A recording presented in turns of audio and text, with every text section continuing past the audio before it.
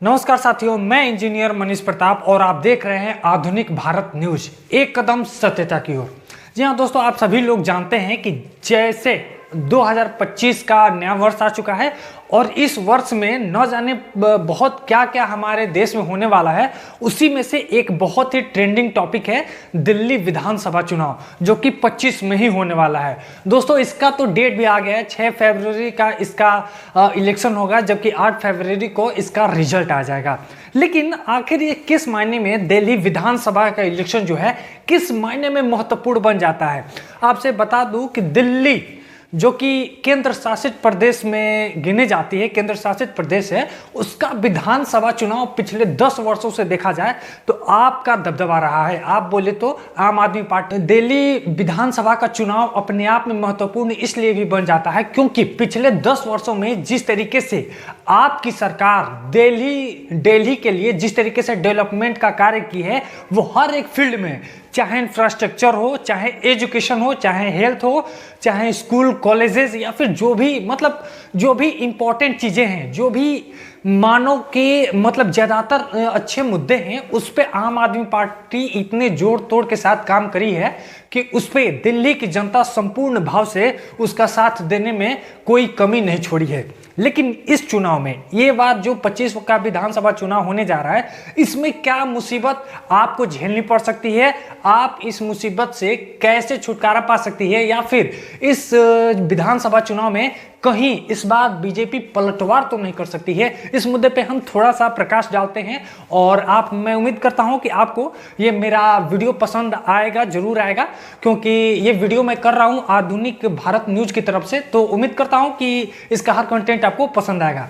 तो चलिए देखते हैं कि इस विधानसभा चुनाव में अलग क्या है, अलग क्या था और अलग क्या हो सकता है। सबसे पहले जैसे आप सभी लोग जानते हैं कि इस विधानसभा की कुछ सीटें जो कि बहुत ज़्यादा हाईलाइटेड हैं, और जैसे केजरीवाल जी हो गए, मनीष सिसोदिया जी हो गए, सत्येंद्र जैन जी हो गए, और अभी जो कि चीफ मिनिस्टर हैं आतिशी जी हो गई, ये सभी लोग, और इसी में से एक राज्यसभा सांसद भी हैं जो कि है संजय सिंह, वो अपने वक्तव्य के लिए जाने जाते हैं। उनका ऐसा वक्तव्य जो कि राज्यसभा में अपने दमदार भाषण के लिए जाने जाते हैं, और खास करके लोगों के मुद्दों के लिए, लोगों के मुद्दे को जमीनी स्तर से उठा करके संसद में बोलने के लिए जाने जाते हैं। तो ये रही आम आदमी पार्टी की बैकबोन सीटें, जिसपे इस बार काफी तगड़ा मुकाबला होने वाला है। लेकिन वहीं दूसरी तरफ मैं आप लोगों को बताना चाहूंगा कि इस बार केंद्र शासित प्रदेश दिल्ली में बीजेपी को बिल्कुल भी हल्का में नहीं लेना चाहिए। इसका कारण क्या है, अभी आप लोग देख सकते हैं, जैसे कि हमारे उत्तर प्रदेश में 12 सालों के बाद लगने वाला महाकुंभ मेला का आयोजन किया गया है, जो कि लगभग बहुत ज्यादा इस पे प्रदेश सरकार और केंद्र सरकार दोनों सरकारें जो है दिल खोल करके इस पे पैसे खर्च कर रही है। और ये जो महाकुंभ का मेला है, ये पूरी तरीके से अलग होने वाला है। तो कहीं ना कहीं इसका भी असर हो सकता है कि दिल्ली विधानसभा इलेक्शन पे पड़े। हालांकि आपको बता दूं कि आपको ये बातें नहीं भूलनी चाहिए कि अभी कुछ दिन पहले ही बीजेपी के एक एमएलए कैंडिडेट हैं जिन्होंने बहुत आपत्तिजनक बयान दिए थे। सवाल ये उठता है कि दिल्ली की जनता कितनी जागरूक है, क्या दिल्ली की जनता को free electricity, free education, free health care चाहिए या नहीं चाहिए, अब तो डिपेंड इस इलेक्शन पे करेगा।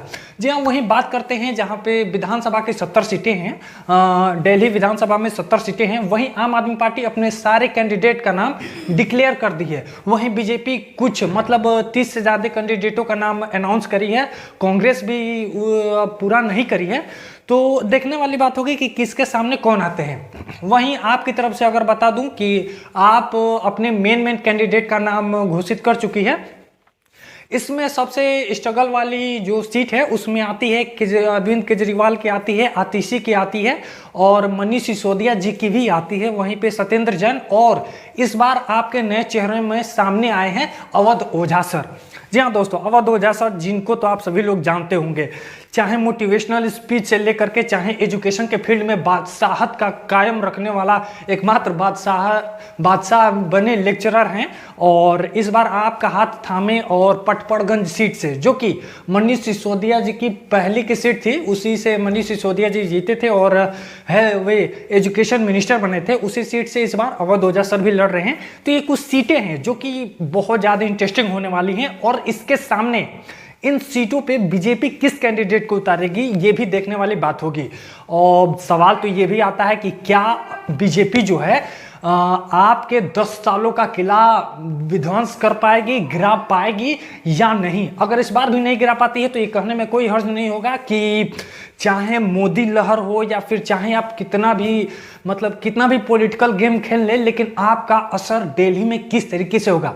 क्या आपके ये जो नए नए तरीके आ रहे हैं बदलने के लिए, उस पर अरविंद केजरीवाल जी हासिल कर लेंगे फतह, या फिर इस बार अरविंद केजरीवाल को अपनी सत्ता से हाथ धोना पड़ेगा। ये मुकाबला काफ़ी देखने वाला होगा। और आप लोग भी, अगर रिक्वेस्ट करूंगा कि अगर आप लोग भी दिल्ली से मेरी ये वीडियो देख रहे होंगे तो वोट जरूर डालिएगा, क्योंकि हर एक इंसान की ताकत उसकी वोट से ही होती है। तो ये रहा दिल्ली के विधानसभा चुनाव का कुछ महत्वपूर्ण हिस्सा।